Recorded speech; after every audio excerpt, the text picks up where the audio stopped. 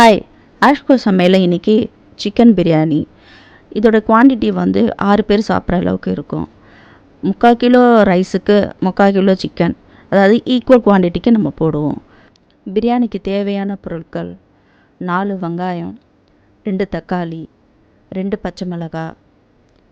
3/4 kilo சிக்கனை வந்து மஞ்சத்தூள் உப்பு போட்டு வாஷ் பண்ணி வச்சுக்கணும். ரெடியாக வச்சுக்கிட்டோம்னா நெக்ஸ்ட்டு வந்து நம்ம ரைஸை வந்து 3/4 கிலோ ரைஸை வாஷ் பண்ணிவிட்டு 20 நிமிஷம் ஊற வைக்கணும். ஒரு பாத்திரத்தில் தனியாக வந்து தண்ணியை வந்து கொதிக்க வைக்கணும்.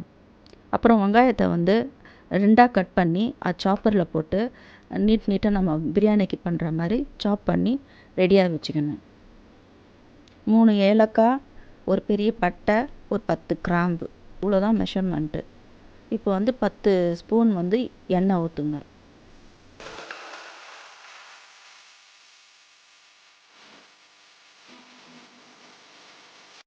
எண்ணெய் காஞ்ச பிறகு நம்ம ரெடியாக வச்சுருக்க அந்த பட்டை, கிராம்பு, ஏலக்காய் அதெல்லாம் வந்து எண்ணெய் சூடான பிறகு கொஞ்சம் சின்னதில் வச்சுட்டு அந்த மசாலா ஐட்டத்தை போட்டு விட்டுட்டு, இப்போ கட் பண்ணி வச்சுருந்த வெங்காயத்தை வந்து நல்லா வதக்கிட்டு அது பொன்னிறமாக வர வரைக்கும் நம்ம அதை வந்து ஃப்ரை பண்ணிக்கிட்டே இருக்கணும். இப்போ 2 தக்காளியை வந்து கட் பண்ணதை அதில் போட்டுட்டு அது கூடவே 2 பச்சை மிளகாவும் அப்படியே முழுசாகவே போட்டுட்டு ஃப்ரை பண்ணணும்.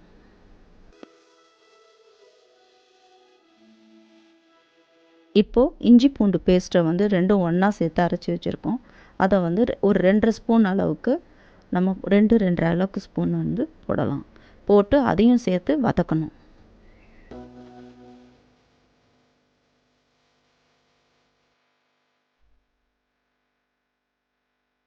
இஞ்சி பூண்டு பேஸ்ட் நல்லா வதங்கிட்ட பிறகு சிக்கன் எடுத்து அதில் இப்போ போடணும். இப்போ வந்து ஹை ஃப்ளேமில் வச்சு சிக்கனை நல்லா ஒரு ஒரு 2-3 மினிட்ஸ் டைமில் வந்து நல்லா வதக்கி விட்டுட்டே இருக்கணும்.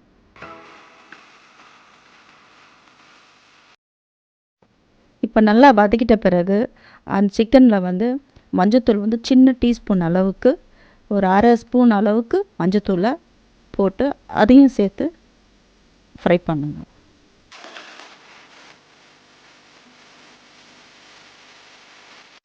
பக்கத்தில் கொதிச்சிருக்க பாத்திரத்தில் 2 கைப்பிடி அளவுக்கு உப்பை கொதிக்கிற தண்ணியில் போடணும்.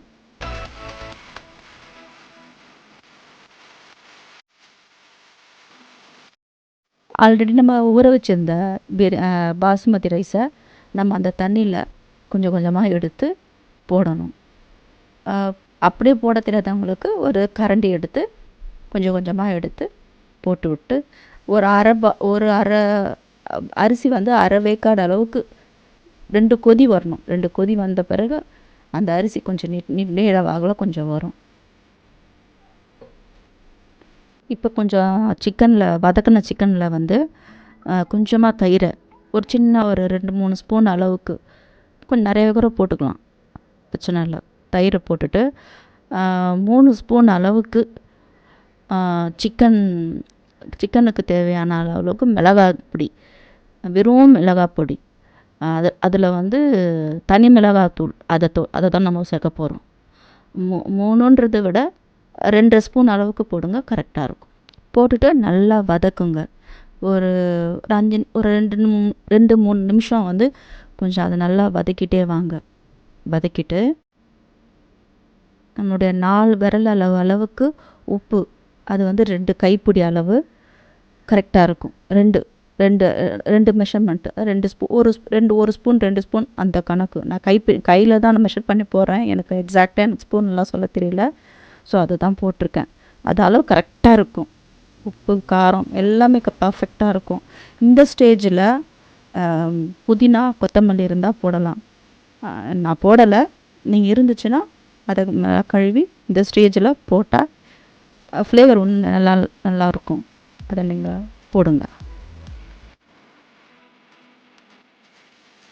இப்போ வந்து 3 கிளாஸ் அளவுக்கு தண்ணியை வந்து நான் அதில் நம்ம சிக்கனில் ஊற்றுறோம். அது சரியாக இருக்கும். ஏன்னா சிக்கனில் ஆல்ரெடி தண்ணி விடும். ஸோ இந்த அளவுக்கு குவான்டிட்டி கரெக்டாக இருக்கும்.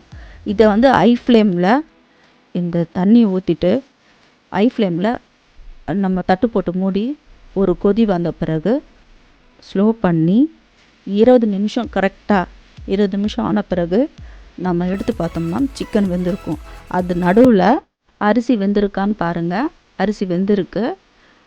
இப்போ எடுத்து பார்க்குறோம் பாருங்கள். அந்த அளவுக்கு ஆஃப் பாயில் கூட இல்லை, கொஞ்சம் நீட்டாக வந்திருக்கும் அரிசி. இப்போ எடுத்து அரிசி வந்து கொதிக்குது, சிக்கனும் வெந்துடுச்சு. 20 நிமிஷம் நடுவில் கலரி விட்டோம். கரெக்டாக இருக்குது. இப்போ தண்ணியும் கரெக்ட் லெவலில் இருக்குது. இப்போது அரிசியை அப்படியே வடிகட்ட போகிறோம். எப்படின்னா, நான் மூடலை, அப்படியே தண்ணி அப்படியே அது பக்கத்தில் இன்னொரு சின்ன பாத்திரம் வச்சுருக்கேன். அதில் வந்து அந்த தண்ணி என்ன சுட தண்ணி தேவைப்படும் அது மேலே தம் போடுறதுக்காக. அதனால் அந்த ரைஸை அப்படியே வடிகட்டிட்டு பாதி தண்ணி வந்த பிறகு அதுக்கப்புறம் இந்த பாத்திரத்து மேலே ஒரு தட்டை வச்சு திருப்பியும் ஃபுல்லாகவே ஃபில்ட்ரு பண்ணி தண்ணி எடுத்தணும். இப்போ ரைஸை வந்து நம்ம வெந்திருக்க அந்த சிக்கனோட மிக்ஸோட சேர்த்து ரைஸை வந்து மிக்ஸ் பண்ண போகிறோம். கொஞ்சம் கொஞ்சமாக, ஏன்னா ரொம்ப ஆவி அடிக்கும், பார்த்து கேர்ஃபுல்லாக பண்ணுங்கள். அதை போட்டுட்டு அரிசியை போட்டுட்டு ரைஸை உடைக்காமல் கொஞ்சம் கொஞ்சமாக அதில் நம்ம எடுத்து போட்டு கொஞ்சம் கொஞ்சமாக கலரணும். அடியிலிருந்து 1 by 1 ஒரு சைடாக கலரணும்.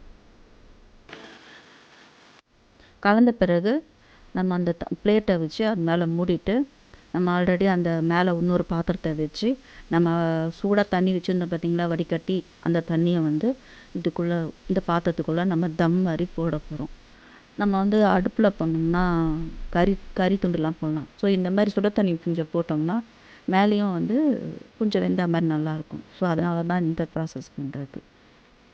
ஒரு 15 நிமிஷம் நம்ம தம்மில் போட்டோம்னா பிரியாணி ரெடி. இப்போ வந்து நம்ம திறந்து பார்ப்போம்.